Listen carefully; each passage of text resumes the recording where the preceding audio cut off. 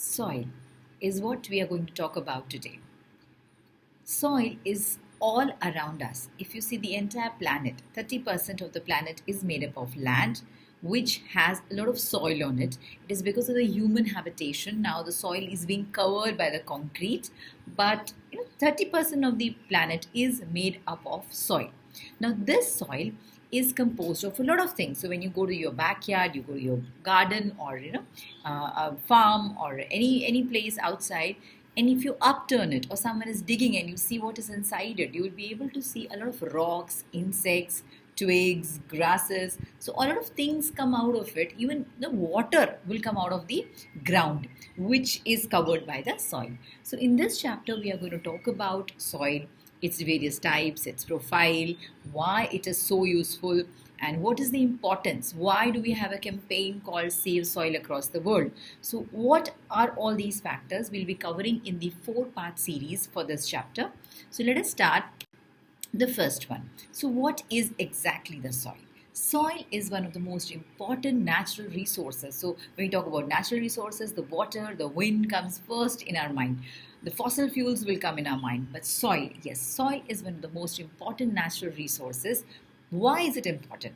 The first thing is it is very important for the growth of all the plants. So plants which is very important, which is actually the food for all the animals across the world. Plus, it is also the source of oxygen that we all are breathing. So all these plants and the trees, they are held on the ground with the help of roots which are there in the soil. So that is why soil is extremely important for the plant life across the globe. It is also the home of many organisms. You must have seen, when you sit in the garden or when you sit in your balcony, you must have seen some of the worms coming out. So yes, it is like worm is one part, but there are many organisms which are living under the soil. So it is home for many organisms.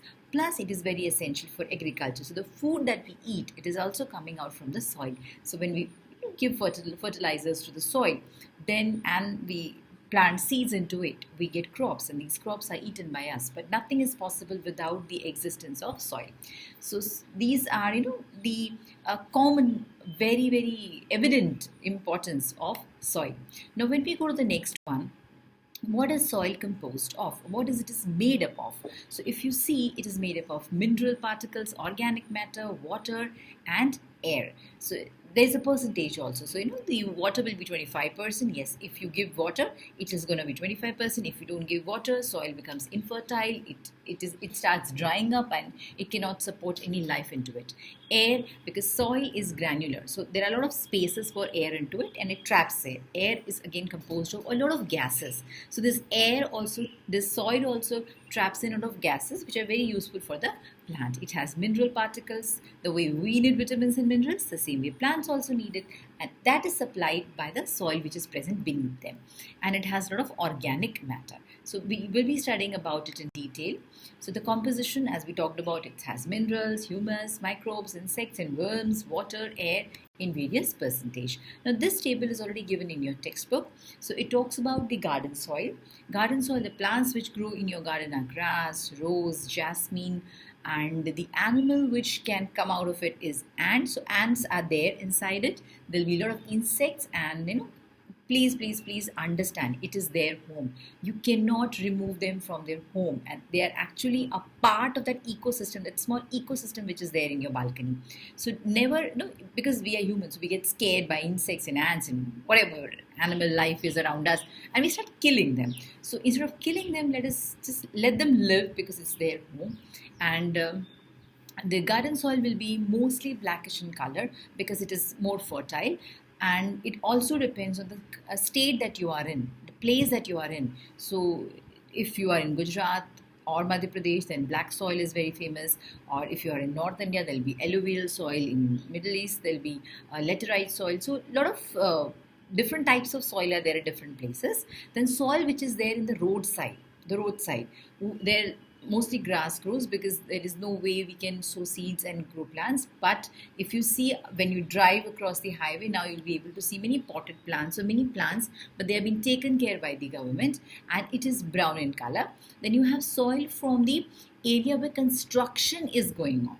Now, this soil doesn't have any plant or any animal just because it has a lot of concrete into it.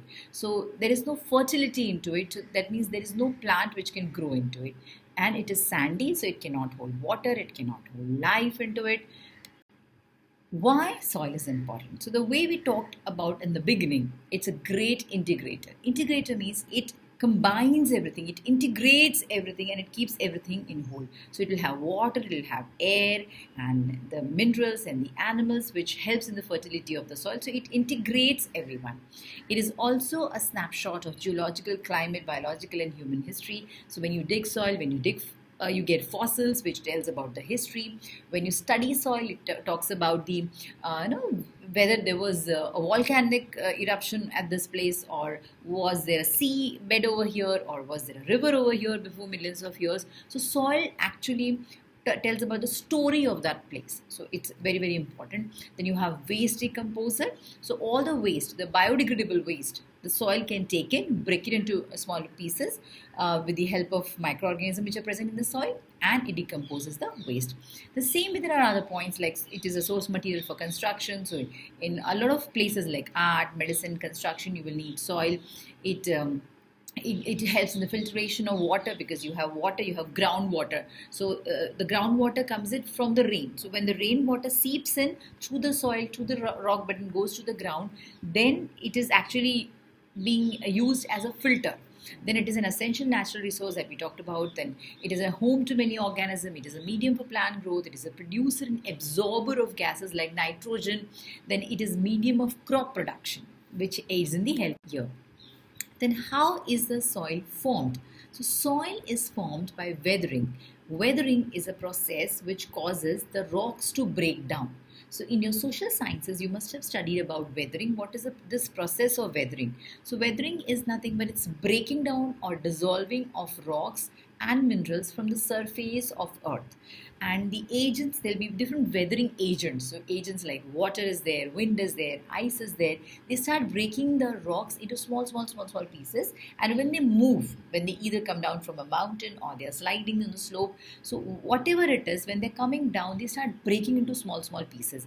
And by the end, they become small pebbles, and these pebbles also start breaking, they become sand. Again, that also starts breaking, and then it combines with a lot of organic matter like dead plants, dead animals, and it combines, and then it forms the soil. So this breaking down is also called erosion. So water erodes it, wind erodes the soil, and it transports into different parts. Now, this is the exact definition of weathering. So weathering is the breaking down or dissolving of rocks and minerals on the surface of the earth. Water, ice, the different acids in the nature, the salts, plants, animals, changes in the temperature, they're all agents of weathering. Agents means the components which causes weathering, that these are agents of weathering. Once a rock has been broken down, a process called erosion transports the bits of rock and mineral away. So erosion is basically washing away or winding away all the rocks from the surface. So when we talk about floods, during the floods, there is soil erosion because the soil is getting eroded. It is getting removed from the banks of that river. So that's erosion. So in this process also erosion helps. And the example are Grand Canyon in the US, which is made up of the erosion of the rock. Now weathering, it smooths rough, sharp rocks and mixes with plants, animal remains, fungi, bacteria, other organisms. So it mixes everything, the rock surfaces, the broken rock surfaces, and the dead plants and animals. The bacteria which are there, the other organisms which are there, the mixture of everything becomes the soil. If there is a single type of weathered rock, it is infertile. So, it has to have different material into it. It has to have mineral diversity. It has to, for fertility to come into the soil, it has to be a mixture of a lot of things. I'll give you a very simple example. If you keep on eating only rice day in and day out, you're not going to get enough mineral. You are not going to have a lot of energy after that. You will fall ill so it will give you carbs, but apart from that, it is not going to give you immunity. Same way, if you have a plate full of balanced diet, so you have you have everything. You have carbs, proteins, vitamins, minerals, fats, everything you have in balanced amount.